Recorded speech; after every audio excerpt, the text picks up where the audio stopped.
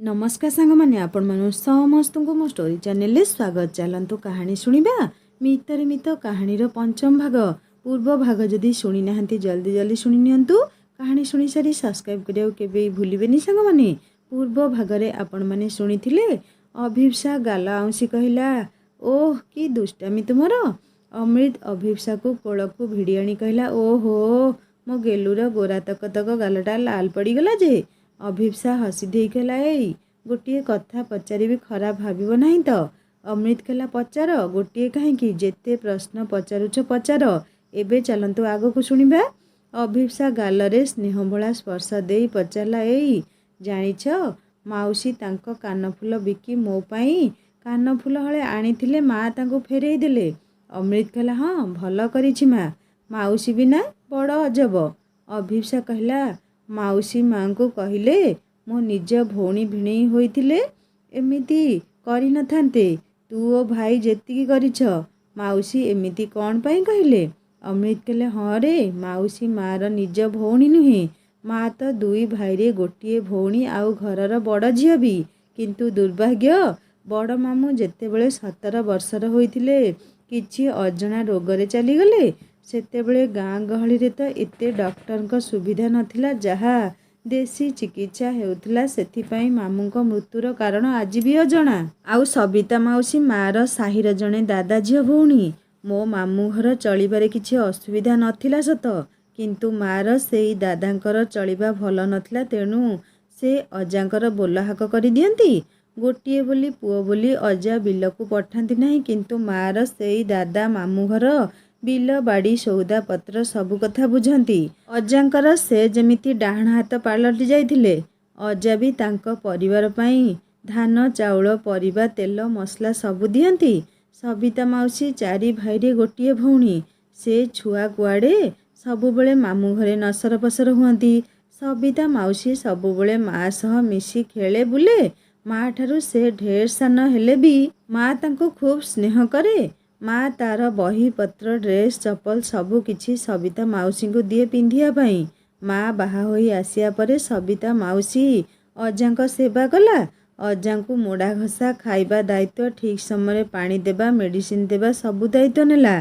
समय तालरे सबिता माउसीर बाहाघर जामशेदपुर होई गला। भाई माने भी विवाह कले, किंतु चुटकी जन्म हेबार 2 वर्षरे मौसांकर हृदघातरे मृत्यु हेला। सबिता माउसी बापा ए खबर सही पाले नहीं। दिन केईटारे झीर विधवा खबर शुणी न पारी से भी बिछଣା धरिले। आउ न खाई न पी चिंतारे चिंतारे आरपारी को चलीगले। तांको भाई मानकर सेमिति भी रोजगार नथिला जे माउसीर बोझ उठाइबे। सेमाने तो निजे मूलिया मजूरी करी निज परिवार चलांती, सेमाने कोठू सबिता माउसी खबर बुझिबे। माँ किंतु जेतेबेले खबर पाइला बापांको कानरे पकईला। आउ बापा और माँ सबिता माउसी चुटकी और तांको सासुंको सबु दायित्व नेबाकू आगे आसिले। सबिता माउसी भी आम साहाଯ୍य को अनेई रुहे नहीं। से भी छोट मोट ट्यूशन पुलाए धरिछि, किंतु माँ चुटकीर सबु दायित्व निए। दुहे निज रक्तर नुहे सत, किंतु दुही को देखिले मते खूब खुशी लगे। सबिता माउसी भी भारी स्नेही। अमृत ठारू सबु शुणी अभिप्सा कहला, ओ एते कथा ना, हौ मु भी माउसी को बहुत भल पाइबा देबी, आउ खास करी चुटकी को। अमृत हसी दे कहला, अरे से नाक कांदुरी चंडी कथा कुह नहीं। प्रति मुहूर्त रे घर उठाए पकाए, आउ रोसई घरे जेतेबेले थिबो ना तुम बासन अवस्था रखिबो नहीं। अमृत चुटकी कथा कही हसिला। अभिप्सा कहला, तुम भाई भौणी को देखिले ना मते भारी ईर्षा होची। काश मोर एमिति किए बड़ भाई थांते कि। तुमे जानिछ ना चांद आउता पिकू भाई भी एमिति हुअंती सबुबले। मते दुहिंकर स्नेह भल पाइबा देखिले खूब खुशी लगे। अमृत अभिप्सा को खट उपरे शुआई दे निज शरीरर समस्त भार अभिप्सा उपरे लदी दे अभिप्सा नाकरे नाक घसी कहला, मो गेलु मु तुमर स्वामी सांग भाई सबु किछि। एमिति गपिबा ना सोइबा। अभिप्सा निज दुई हाथ अमृत बेकरे छंदी देला। अमृत बेडलाइट ऑफ करदेला।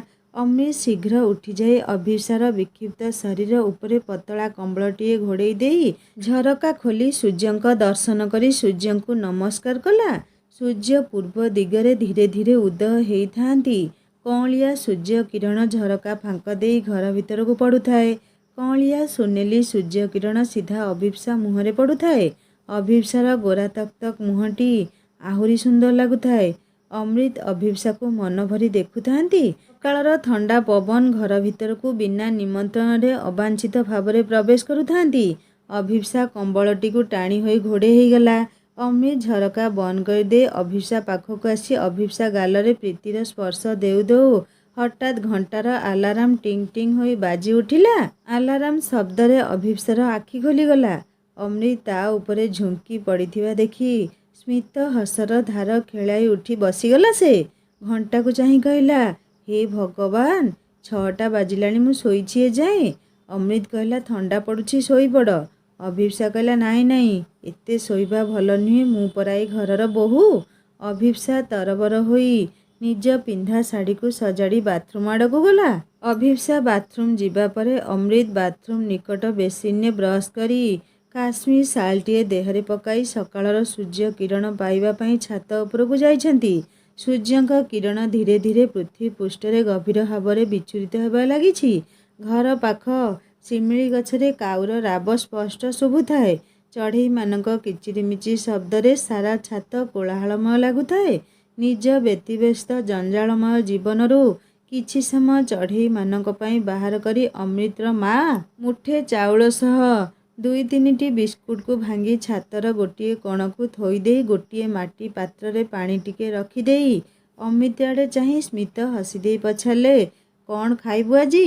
ଅମୃତ କହିଲା, ଯାହା କରିବୁ ଖାଇବି, ହେଲେ ମା, ଏମିତି କେତେଦିନ ଘରେ ବାନ୍ଧି ହୋଇ ରହିବି ଯେ ମୋତେ ଭଲ ଲାଗୁନି। ଅଫିସ ଆଡ଼େ ଟିକେ ହେଇ ଆସିଲେ ହୁଅନ୍ତା ନାହିଁ?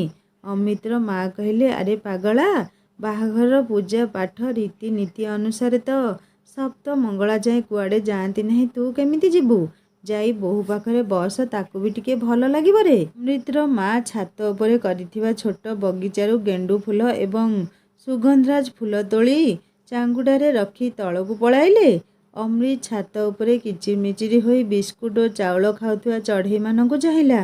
ସତରେ ଏଇ ଚଢ଼େଇମାନଙ୍କ ଖୁସି ଦେଖିଲେ ଖୁବ୍ ଭଲ ଲାଗୁଛି। ପରିବେଶଟା ବି ବହୁତ ସୁନ୍ଦର ଲାଗୁଛି।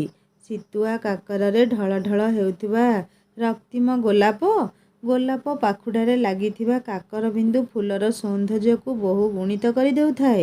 ଅମୃତର ଇଚ୍ଛା ହେଉଥାଏ ଏଇ ଶୀତୁଆ ସକାଳରେ ଅଭିପ୍ସାର ହାତ ଧରି ଛାତ ଉପରେ ପ୍ରକୃତିକୁ ଉପଭୋଗ କରିବାକୁ। କିଛି ସମୟ ବୁଲି ଅମୃତ ସୁନ୍ଦର ଗୋଲାପ ଫୁଲରୁ ଗୋଟିଏ ଛିଣ୍ଡାଇ ତଳକୁ ଗଲା। ରୋଷେଇ ଘରୁ ଗୁଆ ଘିଅ ଦିଆ ପରଟା ସାଙ୍ଗକୁ ଆଳୁ ଭଜାର ବାସ୍ନା ନାକରେ ବାଜୁଥାଏ। ତା ସହିତ ପୂଜା ଘରୁ ଘଣ୍ଟିର ଶବ୍ଦ ବି ଶୁଭୁଥାଏ। ଝୁଣାରେ ଘର ମହକୁଥାଏ। ଅମୃତ ରୁମ୍କୁ ଯାଇ ଦେଖିଲା ଅଭିପ୍ସା ନାହିଁ। ବାଥରୁମ୍ ଆଡ଼େ ଚାହିଁଲା। ବାଥରୁମ୍ ଡୋର୍ ବି ଖୋଲା ଅଛି। ଓ, ତାହେଲେ ମ୍ୟାଡ଼ାମ୍ ମା ସହ ପୂଜା ଘରେ। ଡ୍ରେସିଂ ଟେବୁଲ ଉପରେ ଗୋଲାପ ଫୁଲକୁ ଥୋଇ ଅମୃତ ନିତ୍ୟକର୍ମ ସାରିବାକୁ ଗଲା। ଅଭିପ୍ସା ଠାକୁର ଘରେ ମୁଣ୍ଡିଆ ମାରି ଶାଶୁ ଶ୍ୱଶୁର ମାଉସୀ ସମସ୍ତଙ୍କୁ ମୁଣ୍ଡିଆ ମାରିଲା। ସବିତା ଅଭିପ୍ସାକୁ କହିଲେ, ଆଜି ଆମ ଘରର ପ୍ରଥା ଅଛି, ବୋହୂ ହାତରେ ଖେଚେଡ଼ି ଏବଂ ଚକୁଳି ପିଠା ଇଶାଣ ଘରେ ଦିଆଯାଏ। ମୁଁ କରିଦେବି, ତୁ ଖାଲି ହାତ ମାରିଦେବୁ ରେ ମା। ଅଭିପ୍ସା ଆଜ୍ଞା କହି ସମସ୍ତଙ୍କ ପାଇଁ ଚାହା ଟ୍ରେ ଧରି ଯାଉ ଯାଉ ସବିତା ଅଟକେଇ ଦେଇ କହିଲେ, ସାରା ଜୀବନ ପଡ଼ିଛି ସେବା କରିବା ପାଇଁ, ତୁ ଯା ରୁମ୍କୁ। ଅମୃତକୁ ଡାକି ଆଣିଲେ ସମସ୍ତେ ମିଶି ଏକାଠି ଖାଇବା। ଅଭିପ୍ସା ଶାଢ଼ୀ ପିନ୍ଧି ଚାଲିପାରୁ ନଥାଏ, ତେଣୁ ମଥାରେ ହାତେ ଓଢ଼ଣି ଦେଇ ଛନ୍ଦୁରୀ ହୋଇ ଧୀରେ ଧୀରେ ପାଦ ପକାଇ ରୁମ୍କୁ ଗଲା। ଅମୃତ ଡ୍ରେସିଂ ଟେବୁଲ ନିକଟରେ ମୁଣ୍ଡ କୁଣ୍ଡାଉଥିଲା। ଅଭିପ୍ସା ଯାଇ ପଛଆଡ଼ୁ ଜାବୁଡ଼ି ଧରି ଅମୃତ ପିଠିରେ ଲଦି ହୋଇ, ଓଃ, ଇଚ୍ଛା ହେଉଛି ଏମିତି ତୁମକୁ ସାରାଦିନ କୁଣ୍ଡେଇ ଧରିବା ପାଇଁ। ଅମୃତ ଅଭିପ୍ସାକୁ ସାମ୍ନା ପଟକୁ ଭିଡ଼ି ଆଣି ଗେଲ କରି କହିଲା, ମୋର ବି ସେଇଆ ଇଚ୍ଛା ହେଉଛି, କିନ୍ତୁ ଏ ରାତିଟା କେତେ ଶୀଘ୍ର ସରିଯାଉଛି ଯେ ଭାରି ରାଗ ଲାଗୁଛି। ଆଚ୍ଛା, ତୁମେ ଆଖି ବୁଜିଲ। ଅଭିପ୍ସା ଆଖି ବୁଜିବା ପରେ ଅମୃତ ଅଭିପ୍ସା ଚୁଟିରେ ସଦ୍ୟ ଗୋଲାପଟି ଲଗାଇ କହିଲା, ସୁନ୍ଦର ତୃପ୍ତିର ଅବସାଦ ନାହିଁ, ଯେତେ ଦେଖୁଥିଲେ ନୂଆ ଦିଶୁଥାଇ। ଅଭିପ୍ସା ଆଖି ଖୋଲି ଆଇନାରେ ନିଜକୁ ଚାହିଁଲା। ତା ଚୁଟିରେ ଗୋଲାପ ଫୁଲ ଖୁବ୍ ମାନୁଥାଏ। ଅମୃତ ଗଳାରେ ବାହୁ ଛନ୍ଦି କହିଲା, ଓହୋ କବିବର, ଏମିତି ଦିନକୁ ଦିନ ଦୁଷ୍ଟାମି କଲେ ମୁଁ ତୁମ ପ୍ରେମରେ ପାଗଳି ହୋଇଯିବି ଯେ। ଅମୃତ କହିଲା, ଧେତ୍, ସୋମେଶ ଭାଇ ହେଇଥିଲେ ନିଶ୍ଚୟ ଗାଇଥାନ୍ତେ। तुझे देखा तो ये जाना सनम, प्यार होता है दीवाना सनम। କିନ୍ତୁ ମୋ ବ୍ୟାଡ୍ ଲକ୍ ମୁଁ ଗାଇପାରୁନି। କାଉ ଯଦି କୋକିଳ ସାଜିବ କ'ଣ ହେବ? ଅଭିପ୍ସା ହସି ଦେଇ କହିଲା, ଗାଇବାରେ ଅସୁବିଧା କେଉଁଠି? ତେବେ ସୋମେଶ ଭାଇଙ୍କ କଥା କାହିଁକି କହିଲ? ସେ କ'ଣ ଭଲ ଗୀତ ଗାଆନ୍ତି କି? ଅମୃତ କହିଲା, ଧେତ୍, ତୁମେ ଜାଣିନ ଆଜି ଯାଏଁ? ଆରେ ସୋମେଶ ଭାଇ ଗାଇଦେବେ ମାନେ ପୁରା ସହର ଝୁମି ଉଠେ। ଅଭିପ୍ସା କହିଲା, ହଁ ସତେ ନା କ'ଣ? ଅମୃତ କହିଲା, ହଁ ସତ। ହଉ ଛାଡ଼, ଖାଇବା ଚାଲ। ହେଲେ ତୁମର ସେ ଚଣ୍ଡୀ ନଣନ୍ଦ କ'ଣ କରୁଛି? ଅଭିପ୍ସା କହିଲା, ସେ ରୋଷେଇ ଘରେ ଅଛନ୍ତି। ଅମୃତ କହିଲା, ଚାଲ। ଚଣ୍ଡୀ ସେ ବାସନ ଆଉ ରଖିନଥିବ ଯେ।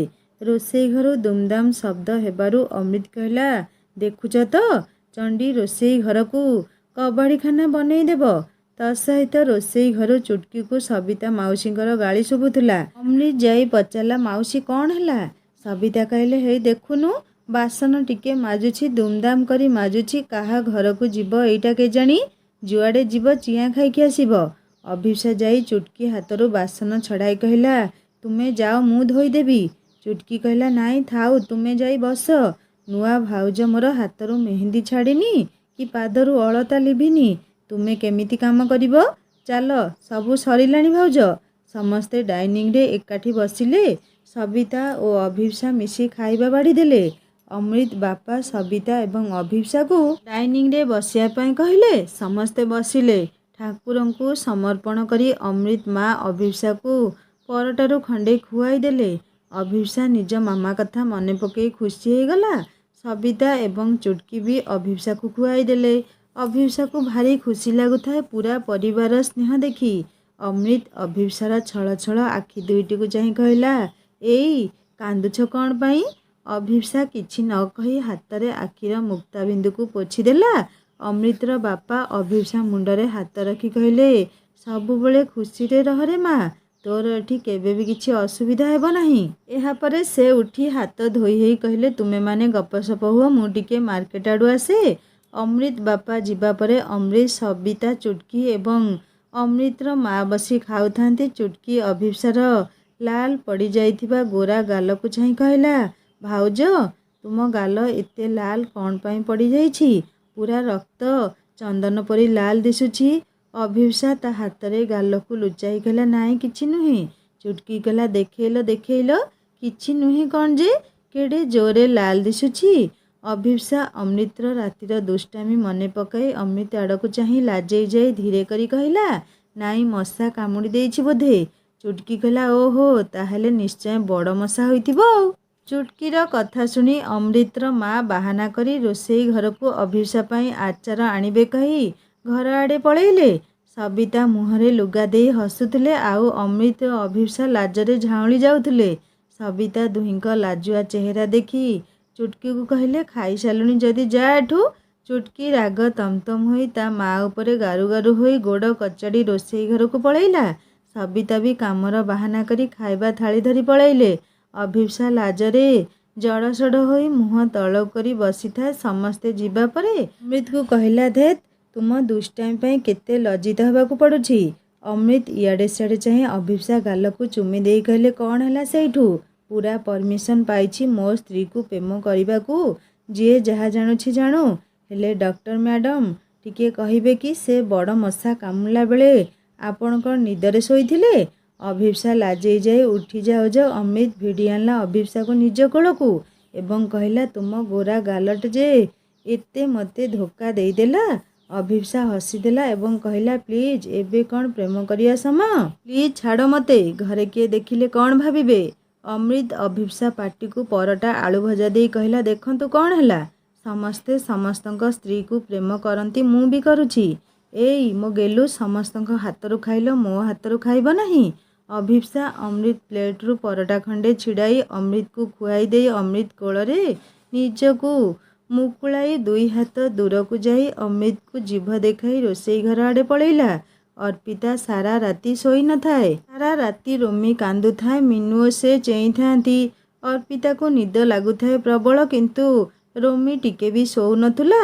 ଆଖିରେ ପାଣି ମାରି ମାରି ଚେଇଁବାକୁ ପଡ଼ିଲା। ବୁଝିପାରୁନଥିଲା କ'ଣ ଅସୁବିଧା ହେଉଛି ପୁଅର। ଭାବିଲା ବୋଧହୁଏ ପିମ୍ପୁଡ଼ି କାମୁଡ଼ି ଦେଉଛି, ତେଣୁ ରାତି ଅଧରେ ଭଲ କରି ବେଡ଼ସିଟ୍ ଝାଡ଼ିଲା, ରୋମିର ଡ୍ରେସ୍ ଚେଞ୍ଜ କରିଲା, କିନ୍ତୁ କିଛି ଫରକ ପଡ଼ିଲା ନାହିଁ। ମିନୁ କହିଲେ କାଳେ ପେଟ କାଟୁଥିବ। ମିନୁ ନିଜେ ଗ୍ରାଇ ମିକ୍ସଚର ଖୁଆଇ କାନ୍ଧରେ ପକାଇ ପିଠି ଥାପୁଡ଼େଇଲେ, କିନ୍ତୁ ବାବୁ 5 ମିନିଟ୍ 10 ମିନିଟ୍ ଚୁପ୍ ରହି ପୁଣି ଖେଁ ଖେଁ ହେଉଥାଏ। ଅର୍ପିତା ମିନୁକୁ କହିଲା, ତୁ ଶୋଇପଡ଼, ମୁଁ ଚେଇଁଛି, ତୁ କାହିଁକି ଅନିଦ୍ରା ହେବୁ? ଅର୍ପିତା ମନେ ମନେ ରାଗୁଥାଏ ରୋମି ଉପରେ। କହିଲା, ବାବୁ ଦିନସାରା ଶୋଇବ, ରାତିରେ ମୋତେ ହଇରାଣ କରିବ। ଭାବୁଥିଲା ଶାଶୁଘରେ ସୋମେଶ କେମିତି ସାରା ରାତି ପୁଅକୁ ସମ୍ଭାଳି ଦିଅନ୍ତି କେଜାଣି। କ'ଣ ଅସୁବିଧା ହେଉଥିଲା ପୁଅର ବୁଝିପାରୁନଥିଲା ସେ। ତେଣୁ ଭାବିଲା ସକାଳୁ ଟିକେ ଡକ୍ଟରଙ୍କ ପାଖକୁ ନେଇଯିବ, ନଚେତ ଚାନ୍ଦକୁ ଫୋନ୍ କରିବ। କିନ୍ତୁ ସକାଳୁ ରୋମିର ସବୁ କିଛି ଠିକ୍ ହୋଇଯାଇଥିଲା ଯେମିତି। ସକାଳୁ ବେଶ୍ ଖୁସିରେ ଗୋଡ଼ ହାତ ଛାଟି ଖେଳୁଥିଲା। ସୋମେଶ ଯେତେବେଳେ ଫୋନ୍ କରି ପୁଅ ବିଷୟରେ ପଚାରିଲେ, ଅର୍ପିତା କହିଲା, ବାବୁ ସାରା ରାତି କେଁ କେଁ ହେଉଥିଲା, ମୁଁ ଭାବିଲି କ'ଣ ଅସୁବିଧା ହେଇଛି, କିନ୍ତୁ ନା, ଏବେ ସବୁ ଠିକ୍ ଅଛି। ସୋମେଶ ଅର୍ପିତାର ଅଭିମାନ ଦେଖି ହସି ଦେଇ କହିଲେ, ଅର୍ପିତା, ମା ହେବାଟା କ'ଣ ଏତେ ସହଜ ଭାବିଲ? ଗୋଟେ ମା 10 ମାସ 10 ଦିନ ଖାଲି ଗର୍ଭରେ ଧରେନି। ଛୁଆ ବଡ଼ ହେବା ଯାଏ କେତେ ରାତି କେତେ ଦିନ ଯେ ଉପାସ ରୁହେ, କେତେ ଅନିଦ୍ରା ରୁହେ, ତା'ର ହିସାବ ନାହିଁ। ହଉ ତୁମେ ବୋଉଙ୍କୁ ଧରାଇ ଟିକେ ଶୋଇପଡ଼। ମୋ ପୁଅ ଖାଇଛି, ତେଲ ମାଲିସ କରିଛ ନା ନାହିଁ? ଫୋନ୍ ନେଇ ଟିକେ ପୁଅ ପାଖରେ ଦେଲ। ଅର୍ପିତା ଫୋନ୍ ନେଇ ରୋମିକୁ ସୋମେଶଙ୍କ ସ୍ୱର ଶୁଣାଇଲା। ସୋମେଶଙ୍କ ସ୍ୱର ଶୁଣି ରୋମି ଯେମିତି ଚଳଚଞ୍ଚଳ ହୋଇଯାଉଥିଲା। ହାତ ଗୋଡ଼ ଖୁସିରେ ଛାଟି ଏଁ ହେବାକୁ ଲାଗିଲା। ସୋମେଶ ପୁଅର ସ୍ୱର ଶୁଣି ଫୋନ୍ ରଖିଲେ। ସମୟ ଦିନ 12ଟା। ମିହିର ଆସିବ ବୋଲି ଲିଜା ଅପେକ୍ଷା କରିଥାଏ। ଅର୍ପିତା ଓ ମିହିର ପାଇଁ ସ୍ୱତନ୍ତ୍ର ଖାଇବା ବନେଇଥାଏ। ଅର୍ପିତା ଟିକେ ଅଭିପ୍ସାକୁ ଫୋନ୍ କରି ତା ସହ କଥା ହୋଇ ଖଟ ଉପରେ ଗଡ଼ୁଥାଏ। ଆଖି ଦୁଇଟି ତା'ର ଲାଗି ଆସୁଥାଏ। ମିହିର ପାଦ ଚିପି ଚିପି ଯାଇ ଅର୍ପିତା ଆଖି ବୁଜିଦେଲା। ଅର୍ପିତା ଚମକି ଯାଇ ପଚାରିଲା, କିଏ? ମିହିର କିଛି ନ କହିବାରୁ ଅର୍ପିତା ମିହିର ହାତରେ ହାତ ମାରି ପଚାରିଲା, ଓ ପିକୁ ଭାଇ, ଆଜି ମନେ ପଡ଼ୁଛି ତୁମର?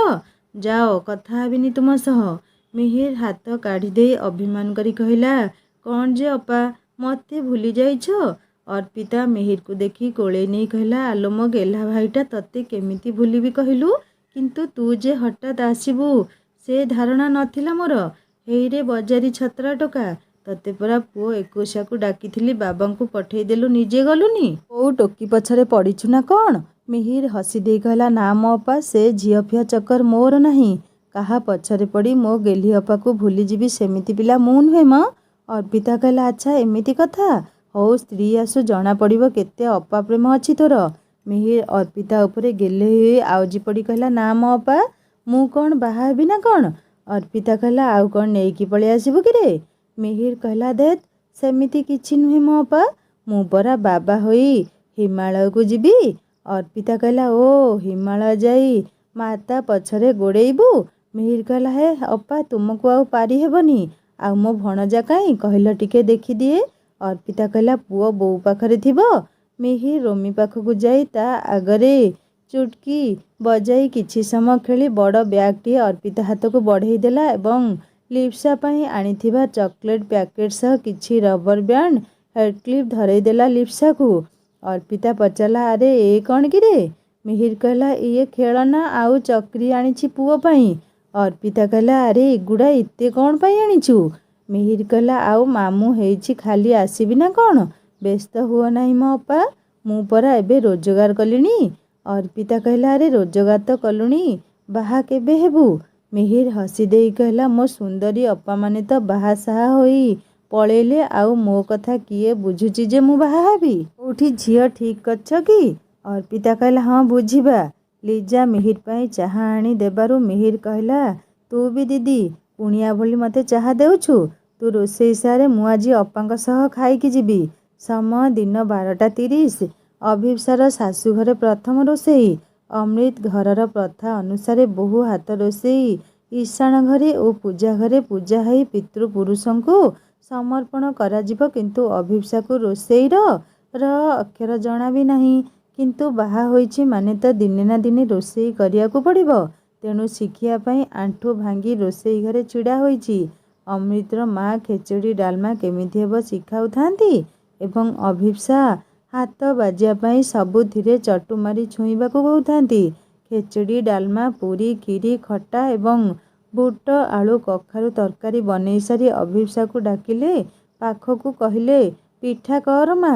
କିନ୍ତୁ ଅଭିପ୍ସାକୁ ପିଠା କେମିତି ହୁଏ ଜଣା ନଥିଲା। ଅଭିପ୍ସା ମୁହଁ ଶୁଖାଇ କହିଲା, ମା ପିଠା କେମିତି ହୁଏ? ଅମୃତର ମା ହସି ଦେଇ ଅଭିପ୍ସାକୁ ପାଖକୁ ଭିଡ଼ି ଆଣିଲେ ଏବଂ ଗ୍ୟାସରେ ତାୱା ବସାଇ ତାତିବାକୁ ଦେଲେ। ତାୱା ଗରମ ହେବା ପରେ ତେଲ ଘଷି ଅଭିପ୍ସା ହାତକୁ ଧରି ଆଣ ହାଣ୍ଡିରୁ ଡଙ୍କିରେ ଆଣ ଆଣି ତାୱା ଉପରେ ବୁଲେଇଲେ। ତାପରେ ଅଭିପ୍ସାକୁ କହିଲେ, ଉପର ସିଝୁ ଓଲଟାଇବୁ। ଏମିତି ଅଭିପ୍ସା ହାତ ଧରି ପିଠା ଶିଖାଇ ଦେଲେ। ପ୍ରଥମ ଥର ରୋଷେଇ ଘରେ ପାଦ ଦେଇଥିବା ଅଭିପ୍ସା ଶୀତ ଦିନରେ ବି ଝାଳରେ ଭିଜି ଯାଇଥିଲା। ଅମୃତର ମା ନିଜ ଲୁଗା କାନିରେ ଅଭିପ୍ସା ମୁହଁର ଝାଳ ପୋଛି କହିଲେ, ମୋ ମା ଆଜି କେତେ କାମ କରି ସାରିଲାଣି ଯେ। ଯା ଟିକେ ଝରକା କଢ଼ରେ ଡାଇନିଂ ଟେବୁଲରେ ବସିଥା। ଏ ଚୁଟକି, ଭାଉଜକୁ ଟିକେ ଲେମ୍ବୁ ପାଣି ବନେଇ ଦେଲୁ। ଛୁଆଟା ସକାଳୁ ଗୋଡ଼ ଭାଙ୍ଗି କେତେ କାମ କରୁଛି। ଅଭିପ୍ସା କହିଲା, ନାଇଁ ମୋ ମା, ଆପଣ ତ ସବୁ କରିଲେ, ମୁଁ କ'ଣ କରିଛି ଯେ? ଚୁଟକି ଫଟାଫଟ ଲେମ୍ବୁ ପାଣି ବନେଇ ଅଭିପ୍ସା ହାତକୁ ବଢ଼େଇ କହିଲା, ଭାଉଜ ଏ ଝରକା କଢ଼କୁ ବସ ନାହିଁ। ଏଠି ମଶାମାନଙ୍କର ଉତ୍ପାତ ବହୁତ। ଗୋଟିଏ ମଶା କାମୁଡ଼ି ତୁମ ଅବସ୍ଥା ଯାହା କରିଛି, ଏଠି ବସିଲେ ଅବସ୍ଥା ଆଉ ଯାହା ହେବ। ଅମୃତ ଡାଇନିଂ ରୁମ୍ ଆଡ଼େ ଆସୁ ଆସୁ ଚୁଟକି କଥା କାନରେ ପଡ଼ିଯିବାରୁ ଚୁଟକି ପଛ ଆଡ଼ୁ ଟିକେ ବାଡ଼େଇ ଦେଇ କହିଲା, ଏଇ ପାଗିଳି, କେତେ ଗପୁଛୁ ସବୁବେଳେ। ଚୁଟକି ପାଟି କରି ଫୁଲେଇ ହେଇ କହିଲା, ମାଉସୀ, ଭାଇ ମୋ ମୁଣ୍ଡକୁ ଥୋପେଇ ଦେଉଛନ୍ତି ଖାଲି ଦେଖିଲୁ ଏଠି। ଅମୃତ ଚୁଟକି ପାଟିରେ ହାତ ଦେଇ କହିଲା, ମୋ ମା ଲୋ, ତୁ ଆଉ ପାଟି କରନା, ମୋର ଭୁଲ ହେଇଯାଇଛି। ଚଣ୍ଡୀ ନିଜେ ଯାହା କରିବ, ମୁଁ କହିଲେ ପୁରା ଘର ଏକାଠି କରିଦେବ। ରହ, ତୁ ଖାଲି ବାହା ହୋ। ଚୁଟକି ଅମୃତ ଛାତି ଉପରକୁ ଆଉଜି ପଡ଼ି ସକେଇ ହେଇ କହିଲା, ନାଇଁ ମୋ ଭାଇ, ମୋତେ ବାହା ହେବା କଥା କୁହ ନାହିଁ। ମୁଁ ଯେମିତି ଅଛି ଭଲରେ ଅଛି। ମୁଁ ଯଦି ତୁମମାନଙ୍କର ବୋଝ ହେଉଛି ତେବେ ପ୍ରମିସ୍ କରୁଛି, ପଟେ ରୁଟି ବାସି ପଖାଳ ଖାଇ ରହିଛି ପଛେ କେବେ କିଛି ଡିମାଣ୍ଡ କରିବି ନାହିଁ କି ତୁମ ସହ ଆଉ ଲାଗିବି ନାହିଁ। କିନ୍ତୁ ମୋତେ ତୁମଠାରୁ ଦୂରେଇ ଦିଅ ନାହିଁ ଭାଇ। ମୋର ବୋଉ, ମଉସା, ମାଉସୀ ଓ ତୁମ ଛଡ଼ା ଆଉ କିଏ ନିଜର ଅଛି କହିଲ? ମୁଁ ତୁମମାନଙ୍କୁ ଛାଡ଼ି କୁଆଡ଼େ ଯିବି ନାହିଁ। ଚୁଟକି କଥାରେ ଅମୃତ ଆଖି ଛଳଛଳ ହୋଇଗଲା। ଚୁଟକି ମୁଣ୍ଡ ଆଉଁସି କହିଲେ, ବୋକି ଝିଅ ଜନ୍ମ ତ ପର ଘରକୁ ନା।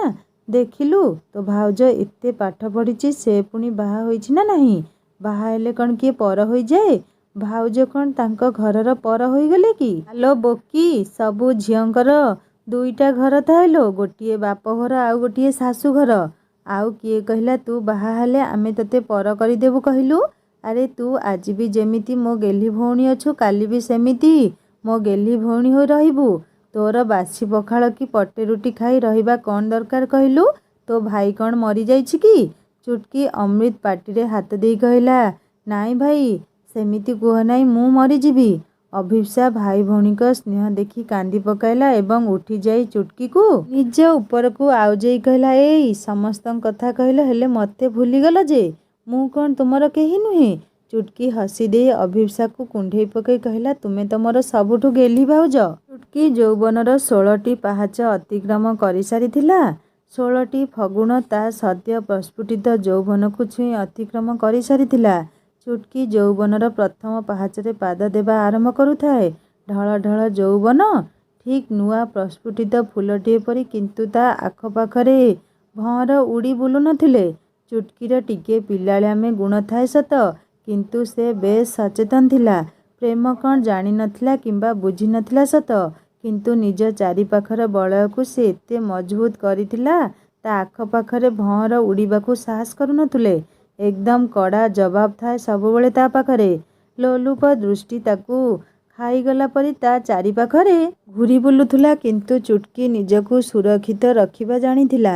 ଯେବେଠାରୁ ବଡ଼ ହେଇଛି ତାର କଲେଜରୁ ଘର, ଘରୁ କଲେଜ ଯିବା ଛଡ଼ା ପାଖ ପଡ଼ୋଶୀ ସବୁଆଡ଼େ ମନା। ସବିତାଙ୍କ ମତରେ ଝିଅ ମାଟିହାଣ୍ଡି ଥରେ ଦାଗ ଲାଗିଗଲେ କଥା ସରିଲା। ତେଣୁ ବେଳହୁଁ ସାବଧାନ। ଚୁଟକିକୁ ସେ ଧୀରେ ଧୀରେ ପାଖରେ ବସି ଭଲ ଖରାପ ବୁଝାନ୍ତି ବି। ଚୁଟକି ସବୁ ବୁଝେ ବି ଆଉ ଶୁଣେ ବି ମନ ଦେଇ। କିନ୍ତୁ ସେ ଯେତେବେଳେ ଅମୃତ ଘରକୁ ଆସେ ପୂରା ଛୁଆଟିଏ ପରି ପାଲଟିଯାଏ। ମଉସା ମାଉସୀ ଅମୃତଙ୍କର ସେଇ କୁନି ଚୁଟକି ପାଲଟିଯାଏ। ଅମୃତର ମା ଅଭିପ୍ସାକୁ ଡାକି ଇଶାଣ ଦେବତାଙ୍କ ସହ ଠାକୁରଙ୍କ ଘରେ ଏବଂ ପିତୃପୁରୁଷଙ୍କ ନିକଟରେ ଅଭିପ୍ସା ହାତରେ ପୂଜା କରାଇଲେ। ଏହାପରେ ଅମୃତ ବାବାଙ୍କୁ ଡାକିଲେ ବୋହୂ ହାତର ପ୍ରଥମ ରୋଷେଇ ଖାଇବା ପାଇଁ। ଅମୃତ ବାବା କହିଲେ, ସମସ୍ତଙ୍କ ପାଇଁ ବାଢ଼। ସବିତା ଓ ଅଭିପ୍ସା ମିଶି ସମସ୍ତଙ୍କ ପାଇଁ ଡାଇନିଂରେ ଖାଇବା ବାଢ଼ିଦେଲେ।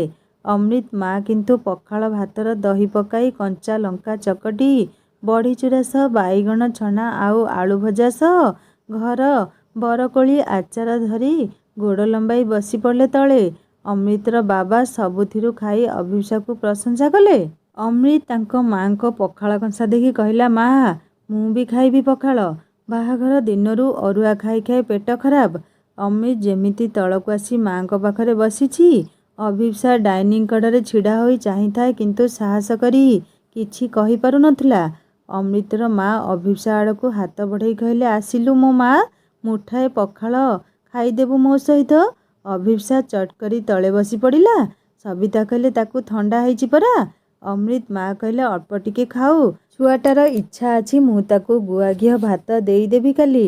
ଆସିଲୁ ମା କହି ଅମୃତର ମା ଅଭିପ୍ସା ହାତ ଧରି ଉଠାଇ କହିଲେ, ଆସେ ମୋ ଗୋଡ଼ ଉପରେ ବସ, ମୁଁ ଖୁଆଇ ଦେବି।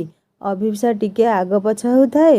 ଅମୃତର ମା ଭିଡ଼ି ଆଣି ନିଜ ଗୋଡ଼ ଉପରେ ବସାଇ ଗୁଣ୍ଡାଏ ପଖାଳ ଅମୃତକୁ ଖୁଆଇ ଦେଉଥାନ୍ତି ତ ଗୁଣ୍ଡାଏ ଅଭିପ୍ସାକୁ। ଅଭିପ୍ସା ଶାଶୁଙ୍କର ଏତେ ସ୍ନେହ ଦେଖି ଖାଇବା କଂସାରେ ଶାଶୁଙ୍କୁ କୁଣ୍ଢେଇ ପକେଇଲା। ତା ଶାଶୁ ଠିକ୍ ତା ବାବାଙ୍କ ପ୍ରତିଛବି ଥିଲେ। ତା ବାବା ବି ଏମିତି କୋଳରେ ବସାଇ ଗେଲ କରି ଖୁଆଇ ଦିଅନ୍ତି ଅଭିପ୍ସାକୁ। ଅଭିପ୍ସା ଆଖିର ଲୁହ ପୋଛି ଅମୃତର ମା କହିଲେ, ଆରେ ମା, କାନ୍ଦୁଛୁ କ'ଣ ପାଇଁ? ପାଗିଳିଟା କିରେ, କଥା କଥାରେ ଖାଲି କାନ୍ଦ।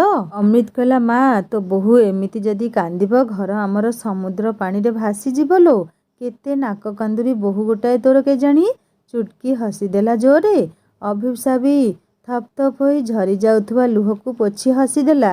ଅମୃତର ବାବା ଅଭିପ୍ସାକୁ ପାଖକୁ ଡାକି କହିଲେ, ମୋ ମା, ପାଖକୁ ଟିକେ ଆସିଲୁ। ଅଭିପ୍ସା ଯେତେବେଳେ ଶ୍ୱଶୁରଙ୍କ ପାଖକୁ ଗଲା ସେ ବି ଗୁଣ୍ଡାଏ ଖୁଆଇ ଦେଇ କହିଲେ, ମୋ ଝିଅ ହାତ ରୋଷେଇ ଖୁବ୍ ଭଲ ହୋଇଛି। ଲାଗୁଛି ସତେ ଯେମିତି ମା ଅନ୍ନପୂର୍ଣ୍ଣା ରାନ୍ଧି ପରସି ଦେଇଛନ୍ତି। ଅଭିପ୍ସା କହିଲା, ବାପା, ବୋଉ ସବୁ କରିଛନ୍ତି, ମୁଁ ଖାଲି ହାତ ମାରିଥିଲି। ଅଭିପ୍ସାର ଶ୍ୱଶୁର କହିଲେ, ସେଇ ହାତ ଟିକେ ବାଜିଲେ ତ କେତେ କଥା। ବୋଉ ହାତ ରୋଷେଇ ତ ସବୁଦିନ ଖାଉଛି କିନ୍ତୁ ମୋ ଝିଅ ହାତ ରୋଷେଇର ଯାଦୁ ନିଆରା। ଅଭିପ୍ସା ଭାବୁଥିଲା, ସତରେ ସମସ୍ତେ କେତେ ଭଲ। ଏଠି ଶାଶୁଘର ଭଳି କେହି ବି ନୁହନ୍ତି, ସମସ୍ତେ ବାପଘର ଲୋକଙ୍କ ଭଳି। ସବିତା ଚୁଟକି ସମସ୍ତେ ଅଭିପ୍ସାକୁ ଖୁଆଇ ଦେଲେ। ଅମୃତର ବାପା ଖାଇସାରି ଅଭିପ୍ସା ହାତକୁ ଗୋଟିଏ ଗିଫ୍ଟ ପ୍ୟାକେଟ୍ ସହ 5,000 ଟଙ୍କା ବଢ଼େଇ ଦେଲେ। ଅଭିପ୍ସା ରଖୁନଥିଲା। ସେ କହିଲେ, ମାରେ, ଏଇଟା କେବଳ ମୋ ତରଫରୁ। ସାଙ୍ଗମାନେ, ଅଭିପ୍ସାର ଶ୍ୱଶୁର ଅଭିପ୍ସାକୁ କ'ଣ ଗିଫ୍ଟ କରିଥିଲେ ତାହା ଜାଣିବା ନେକ୍ସଟ ପାର୍ଟରେ। କାହାଣୀ ଆଗକୁ ବହୁତ ଇଣ୍ଟରେଷ୍ଟିଂ ହେବ। କାହାଣୀ କେମିତି ଲାଗିଲା ମୋତେ ନିଶ୍ଚୟ କମେଣ୍ଟ କରି ଜଣାଇବେ। ଆଉ ଯଦି ଭଲ ଲାଗିଥାଏ ସବସ୍କ୍ରାଇବ୍ କରି ବେଲ୍ ଆଇକନ୍ ଦବାଇଦେବେ। ହିନ୍ଦୀ ଷ୍ଟୋରି ଚ୍ୟାନେଲକୁ ଭିଜିଟ୍ କରନ୍ତୁ। ନୂଆ ନୂଆ କାହାଣୀ ଅପଲୋଡ଼ ହୋଇଯାଇଛି, ଶୁଣିବାକୁ ଅନୁରୋଧ ରହିଲା। ଏହି କାହାଣୀର ଡେସ୍କ୍ରିପସନରେ ଲିଙ୍କ ଅଛି। ରହୁଛି, ନମସ୍କାର, ଜୟ ଜଗନ୍ନାଥ।